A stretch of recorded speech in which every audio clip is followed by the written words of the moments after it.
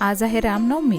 आम्ही नेताजी ग्राउंड योगा ग्रुपने रामनवमी अतिशय सुंदर पद्धतीने साजरी केली। जय श्रीराम या नावाने सर्वांनी दिवे लावले। पहाटे 4:45लाच या सगळ्याची तयारी सुरू केली होती।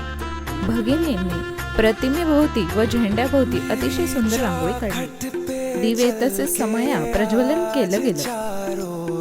जय श्रीराम जिथे लिहिलेलं होतं तिथे सगळ्यांनी छान फोटोशूट केलं।